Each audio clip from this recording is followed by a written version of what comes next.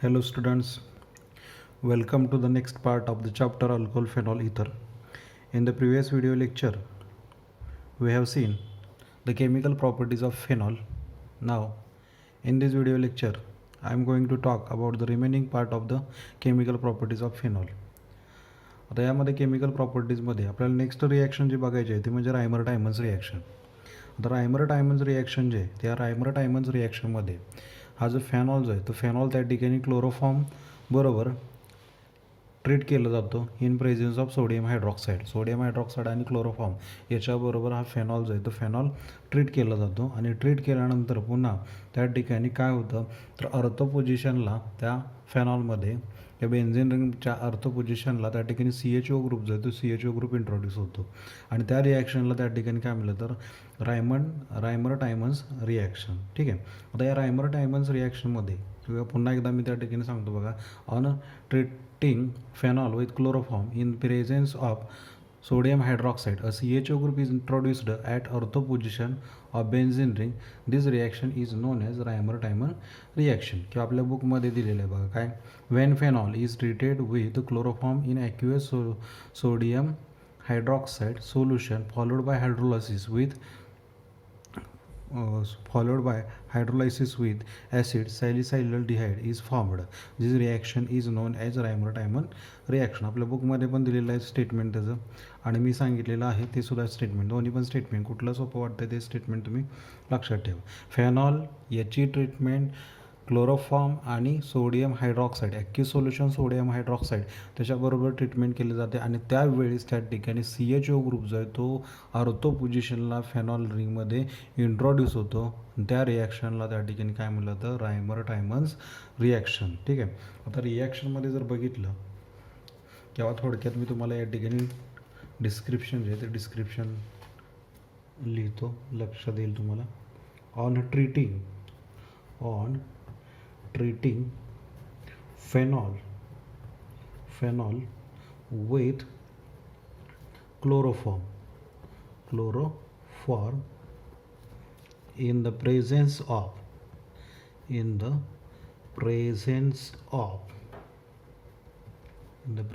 sodium hydroxide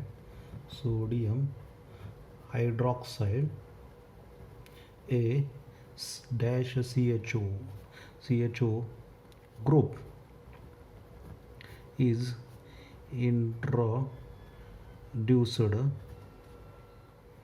at ortho position of benzene ring. This reaction is known as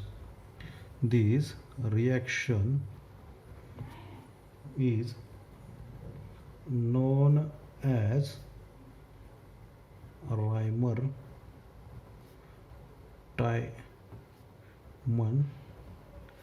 reaction. ठीक आहे. आपण वरती define केलेलं रायमर टायमन रिॲक्शन. तुम्हाला शॉर्ट नोट जी आहे ती 2 मार्काला विचारली जाते बघा रायमर टायमन रिॲक्शनवरती. शॉर्ट नोट जर विचारली तर हे तुम्हाला लिहिणं गरजेचं आहे. On treating phenol with chloroform in the presence of sodium hydroxide a CHO group is introduced at ortho position of benzene ring. This reaction is known as Reimer-Tiemann reaction. आता या रिॲक्शनमध्ये जर बघितलं तर हा फेनॉल जो आहे तो फेनॉल आपल्याला ट्रीट करायचा आहे. पहिल्यांदा कशाबरोबर ट्रीट करायचं आहे तर क्लोरोफॉर्म आणि CHCl3 क्लोरोफॉर्म प्लस ॲक्युअस सोल्युशन जे आहे ते NaOH याच्याबरोबर त्या ठिकाणी ट्रीट करायचं आहे. आता हे जे आहे तर याच्यामध्ये काय होतं, हा जो CHCl3 आहे या CHCl3 जो आहे तो काय होते त्यामध्ये मेकॅनिझम मी काय डिटेल्समध्ये सांगत नाही, फक्त हा OH ग्रुपचं कन्व्हर्जन O- Na प्लस म्हणजे थोडक्यात काय सोडियम फेनॉक्साईड अगोदर फॉर्म होतं. ॲक्युअस सोडियम हायड्रॉक्साईड बरोबर ट्रीटमेंट केली जाते. फेनॉलचं कन्व्हर्जन सोडियम फेनॉक्साईड बरोबर सोडियम फेनॉक्साईडमध्ये कन्व्हर्जन होते. आता रिमेनिंग पार्ट जो आहे तो CHCl3 त्यातला एक Cl जो आहे तो बाहेर पडतो आणि इथला हायड्रोजन ॲटम जो आहे अर्धो पोझिशनचा त्याच्याबरोबर कंबाईन होऊन मायनस HCl जे ते -HCl त्या ठिकाणी बाहेर पडते. ठीक आहे. आता हा CHCl2 राहिला. इथला हायड्रोजन ॲटम जो आहे तो इथला हायड्रोजन ॲटम CHCl2ने रिप्लेस केला जातो. CHCl2 हा जो आहे तो इंटरमिडिएट याच्यामध्ये फॉर्म होतो. इंटरमिडिएट लक्षात येते का बघा. रिॲक्शन साधी सोपी रिॲक्शन आहे. पहिल्यांदा फेनॉलचं कन्व्हर्जन आपण कशामध्ये केलं, तो सोडियम फेनॉक्साईडमध्ये NaOH बरोबर ट्रीटमेंट करून. देन हा CHCl3 जो आहे तो त्या ठिकाणी इंट्रोड्यूस होणार आहे. कुठे? CHCl2 Cl जो आहे तो यातला बाहेर पडणार आहे क्लोरोफॉर्ममधला, आणि CHCl2 जो आहे तो या तिथला हायड्रोजन ॲटम जो आहे तो हायड्रोजन ॲटम रिप्लेस करणार आहे, आणि हा इंटरमिडिएट जो आहे तो इंटरमिडिएट फॉर्म होते. आता हे जे इंटरमिडिएट फॉर्म झालेलं आहे त्या इंटरमिडिएटला पुन्हा त्या ठिकाणी कशाबरोबर ट्रीट केलं जातं, तर सोडियम हायड्रॉक्साईड बरोबरच ट्रीट केलं जातं. NaOH बरोबर त्याची ट्रीटमेंट केली जाते. ज्यावेळेस NaOH बरोबर ट्रीटमेंट केली जाते त्यावेळेस त्या ठिकाणी काय होते, हे दोन Cl2 जे आहेत हे दोन Cl2 रिप्लेस केले जातात. कशाने? तर OH ग्रुपने. मी थोडक्यात इथं डिफाईन करतो म्हणजे लक्षात येईल तुम्हाला. हा ONA मायनस आणि प्लस, ठीक आहे, आणि इथं हा CH, आणि हे दोन्ही Cl जे आहेत हे कशाने रिप्लेस केले जातात, OHने रिप्लेस केले जातात. हा कंपाऊंड त्या ठिकाणी फॉर्म होते. पुन्हा त्या ठिकाणी याचं डिकम्पोजिशन होतं. कशाचं? ही जी पुढची स्पेसिस फॉर्म झाले, हा जो त्या ठिकाणी इंटरमिडिएट दुसरा फॉर्म झालेला आहे त्याचं त्या ठिकाणी डिकम्पोजिशन होतं. हा OH ग्रुप आणि इथला हायड्रोजन ॲटम जो आहे तो बाहेर पडतो, म्हणजेच मायनस त्या ठिकाणी H2O जो आहे तो त्या ठिकाणी बाहेर पडतो. म्हणजेच फॉर्म होताना तिथं फॉर्म काय होईल, हे इथं ONA मायनस आणि प्लस, आणि या पोझिशनला CHO जो आहे तो त्या ठिकाणी फॉर्म होईल. बघा H2O जे आहे ते H2O इथं बाहेर पडलं, आणि H2O जे बाहेर पडलं की हा जो ऑक्सिजन ॲटम जो आहे ते ऑक्सिजन ॲटम आणि कार्बन ॲटम याच्यामध्ये त्या ठिकाणी डबल बॉन्ड जो आहे तो डबल बॉन्ड फॉर्म होईल. म्हणजेच कन्व्हर्जन कशामध्ये झालं तर CHO अल्डिहाइड ग्रुपमध्ये त्याचं कन्व्हर्जन झालेलं या ठिकाणी दिसते. ठीक आहे. नेक्स्ट पुढे काय करायचं आहे, तर हायड्रोलायसिस करायचं. मग हायड्रोलायसिस करण्यासाठी तिथं आपल्याला वापरायचं काय आहे, तर डायल्यूट HCl. ठीक आहे. ॲसिड हायड्रोलायसिस केल्यानंतर हा सोडियम जो आहे तो सोडियम आयन रिप्लेस कशाने केलं जाईल, तर H+ने रिप्लेस केला जाईल. म्हणजेच पुन्हा त्याचं कन्व्हर्जन कशामध्ये होईल, OH, आणि हा CHO अर्थ पोझिशनला आहे तसाच राहील. म्हणजेच सॅलिसायलल डिहाइड जे ते सॅलिसायलल डिहाइड याच्यामध्ये फॉर्म होते. कशामध्ये, तर रायमर टायमन्स रिॲक्शनमध्ये. रिॲक्शन बघा साधी सोपी रिॲक्शन आहे. पहिल्यांदा आपण काय केलं, इथं फेनॉलचं कन्व्हर्जन सोडियम फेनॉक्साईडमध्ये केलं. पुन्हा हा CHCl3 मधला CHCl2 जो आहे तो इथल्या हायड्रोजन ॲटमला रिप्लेस करते. देन नेक्स्ट स्टेपमध्ये काय होते, ह्या Cl2 मॉलिक्यूल जे आहेत Cl2 दोन क्लोरीन ॲटम जे आहेत हे दोन क्लोरीन ॲटम कशाने रिप्लेस केले जातात, दोन OH ग्रुपने रिप्लेस केलं जातं. इथं फॉर्म होताना काय फॉर्म होईल, -NaCl. ठीक आहे. देन या ठिकाणी पुन्हा डिकम्पोजिशन होईल. H आणि OH म्हणजे वॉटर मॉलिक्यूल लॉस्ट केलं जाईल. पुन्हा त्याचं कन्व्हर्जन कशामध्ये होईल, अल्डिहाइड ग्रुपमध्ये. पुन्हा ॲसिड हायड्रोलायसिस करायचं. ॲसिड हायड्रोलायसिस केलं की या सोडियम फेनॉक्साईडचं कन्व्हर्जन या स्पेसिसचं कन्व्हर्जन कशामध्ये होते, सॅलिसायलल डिहाइडमध्ये कन्व्हर्जन होते. बघा रिॲक्शन सोपी आहे, आणि रिॲक्शन तुम्हाला त्या ठिकाणी 2 मार्काला एक्झाममध्ये विचारली जाते. Reimer Tiemann reaction, right short note on Reimer Tiemann reaction. याच्या अगोदर जे ही एक्झाममध्ये इंटरमिडिएट स्पेसिस जे आहेत ती विचारली होती. Which of the following is an intermediate species in Reimer Tiemann reaction. मग इंटरमिडिएट स्पेसिस त्या ठिकाणी दिल्या होत्या. ही इंटरमिडिएट स्पेसिस आहे. त्याच्यामध्ये अजून त्या ठिकाणी 2-3 तुम्हाला पर्याय दिलेले होते. Which of the following is not intermediate species, आणि 4 पर्याय दिले होते. त्यामधली एकच ओळखायची होती चुकीची, इंटरमिडिएट नाही येतो. याच्यामध्ये पुन्हा ॲरोमॅटिक सिस्टीममध्ये कॉन्ज्युगेशन आहे, त्यामुळे रेझोनन्समध्ये जाणार. रेझोनेटिंग स्ट्रक्चर एक त्याच्यामध्ये 3 दिले होते. ठीक आहे. त्याच्यानंतरची जी नेक्स्ट रिॲक्शन आहे ते म्हणजे कोलबेज रिॲक्शन. आता या कोलबेज रिॲक्शनमध्ये आता नेम रिॲक्शन आहे, या दोन्ही पण नेम रिॲक्शन्स आहेत. ठीक आहे. कोलबेज रिॲक्शनमध्ये काय केलं जातं, पहिल्यांदा फेनॉल जे त्या फेनॉलची ट्रीटमेंट सोडियम हायड्रॉक्साईड बरोबर केली जाते, आणि पुन्हा त्या फेनॉलचं कन्व्हर्जन सुरुवातीला सोडियम फेनॉक्साईडमध्ये केलं जातं, आणि पुन्हा तो फॉर्म झालेला सोडियम फेनॉक्साईड जे आहे तो सोडियम फेनॉक्साईड पुन्हा कार्बन डायऑक्साईड बरोबर त्या ठिकाणी ट्रीट केला जातो आणि त्याचं हायड्रोलायसिस केल्यानंतर त्याचं कन्व्हर्जन जे कशामध्ये होते तर सॅलिसायलिक ॲसिडमध्ये कन्व्हर्जन होते. त्या रिॲक्शनला त्या ठिकाणी काय म्हटलं जातं, कोलबेज रिॲक्शन. ठीक आहे. पहिल्यांदा फेनॉलचं कन्व्हर्जन सोडियम फेनॉक्साईडमध्ये, पुन्हा त्या सोडियम फेनॉक्साईडची ट्रीटमेंट कशाबरोबर केली जाते, कार्बन डायऑक्साईड बरोबर. देन ऑर्थो पोझिशनला हा CO2 जो आहे तो CO2 त्या ठिकाणी जातो आणि पुन्हा त्या ठिकाणी तो जो इंटरमिडिएट आहे तो पुन्हा त्या ठिकाणी त्याचं हायड्रोलायसिस केल्यानंतर सॅलिसायलिक ॲसिडमध्ये त्याचं कन्व्हर्जन होतं. ठीक आहे. इन शॉर्टमध्ये अगोदर मी डिफाईन करतो. The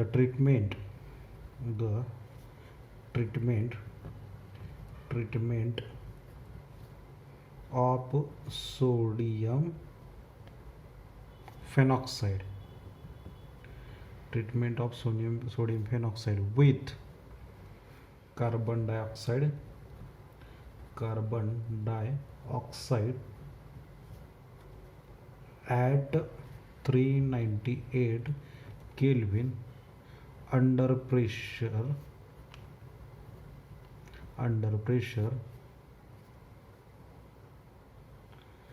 of 6 atm followed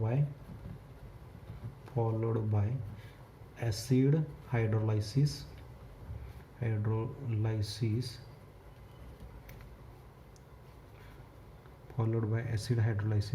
salicylic acid is formed.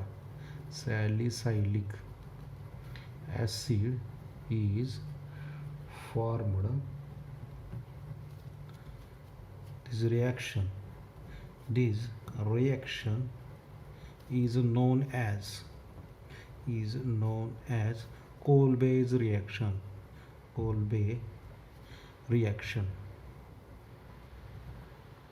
ठीक आहे. इथं वाटल्यास एपॅस्ट्रॉफी एस द्या. Kolbe's reaction. ठीक आहे. रिॲक्शन बघा साधी सोपे आहे. पहिल्यांदा काय करायचं आहे, मी सुरुवातीपासून दाखवतो. इथं डायरेक्ट त्यांनी सोडियम फेनॉक्साईड म्हणले. अगोदर आपण फेनॉल घेऊया, कारण की फेनॉलच्या आपण केमिकल प्रॉपर्टीज बघतोय. या फेनॉलला अगोदर ट्रीट कशाबरोबर करायचं आहे तर सोडियम हायड्रॉक्साईड बरोबर. कन्व्हर्जन पहिल्यांदा कशामध्ये होईल त्याचं तर मोर स्टेबल सोडियम फेनॉक्साईडमध्ये कन्व्हर्जन होईल. O- Na+. पुन्हा या ठिकाणी याची ट्रीटमेंट जी आहे तर कशाबरोबर करायची आहे, CO2 मध्ये. CO2 बरोबर त्या ठिकाणी ट्रीटमेंट करायची. ज्यावेळेस CO2 बरोबर आपण ट्रीटमेंट करतो त्यावेळेस त्या ठिकाणी काय फॉर्म होतं, मी स्टेप वाईज जातो म्हणजे तुम्हाला लक्षात येईल. हे ऑर्थो पोझिशनचा जो हायड्रोजन ॲटम आहे हा त्या ठिकाणी याला डोनेट केला जातो कार्बन ॲटमला. देन हा ऑर्थो पोझिशनचा जो कार्बन हायड्रोजन बॉन्ड जो आहे तो या कार्बन ॲटमला डोनेट केला, H+ बाहेर पडला. ठीक आहे. आता या ठिकाणी हा O- जो आहे तो त्या ठिकाणी इथनं जो H+ बाहेर पडतो त्याच्याबरोबर कंबाईन होते, म्हणजे काय फॉर्म झालं OH Na+ बाहेर आला तिथून. देन C+O आणि त्याच्याबरोबर कंबाईन काय होते Na+.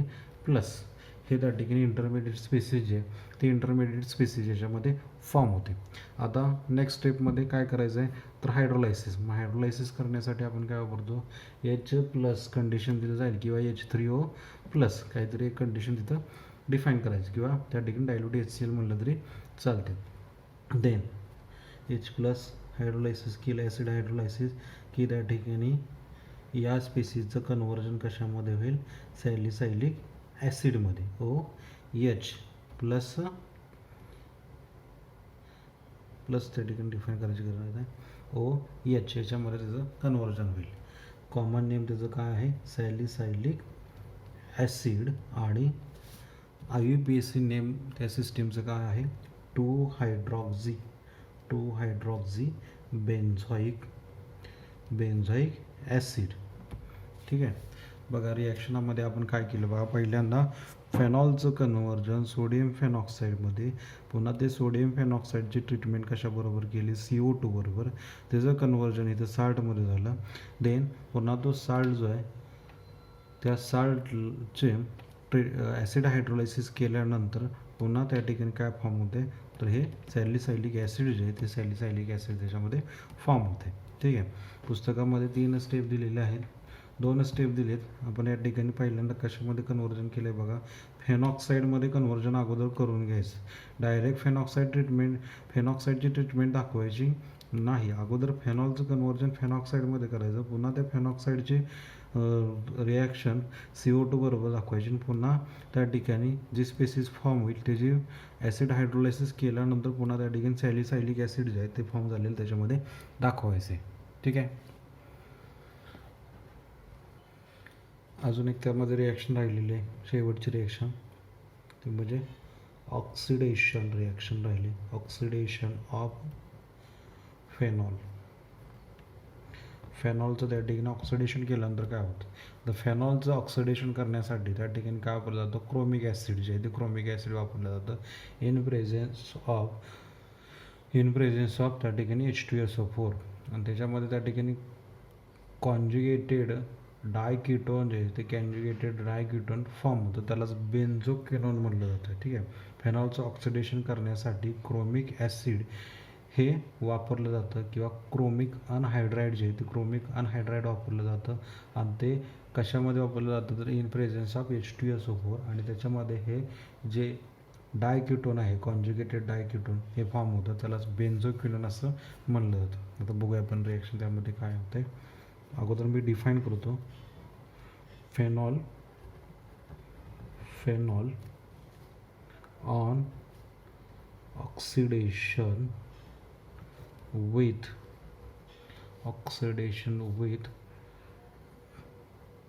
chromic anhydride or sodium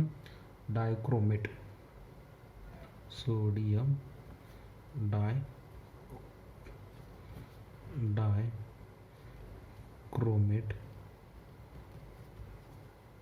in H2SO4 gives conjugated